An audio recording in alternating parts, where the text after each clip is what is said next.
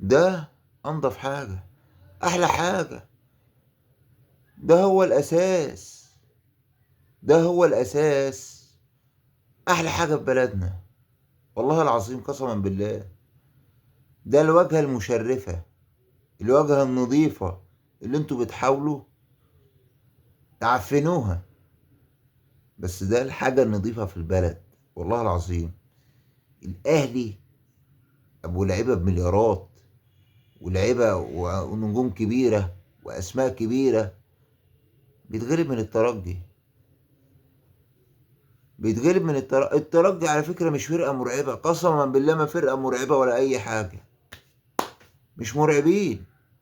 يعني الترجي مش فرقة مرعبة ولا اللي تخوف الأهلي. بس الأهلي لا حول له ولا قوة، ولا حول له ولا قوة. يعني إيه يا جدعان؟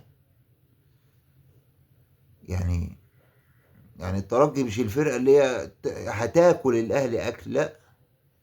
أقول لكم على حاجة. الأهلي كان يعني كان في استطاعته إن هو يكسبها في ملعبهم أصلا. بس لو هم عارفين، لو هم عارفين.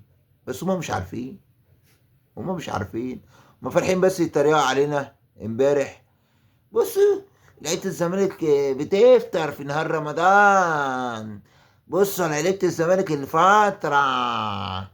طب انتوا يا اللي مش فاطرين النهارده وبتلعبوا بالليل وبتلعبوا في نجيلة طبيعية وفي أجواء حلوة وإضاءة. شوف احنا كنا بنلعب ازاي امبارح. امبارح اللعيبة كانت بتطلع نار من وشها، واللعيبة مش عارف ايه. بس انتوا فطرانين، اخص عليكم اخص.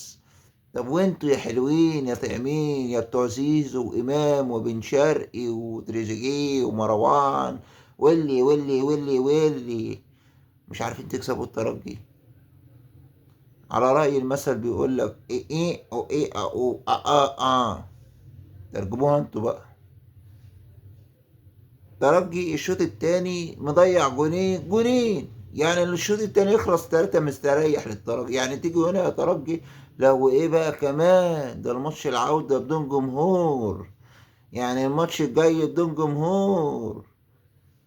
بس هي نتيجة كويسة للأهلي.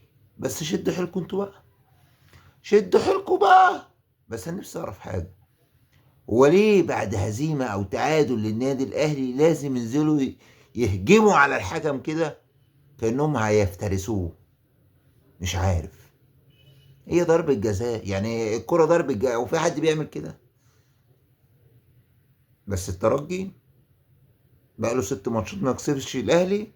بس النهارده، من ساعة انيس اضرب يبقى فاكرين، من ساعة اضرب يا بدري، النهارده قدر يكسب النادي الاهلي. لا حول له ولا قوة الا بالله. ربنا يعين جمهور الاهلي الفترة اللي جاية.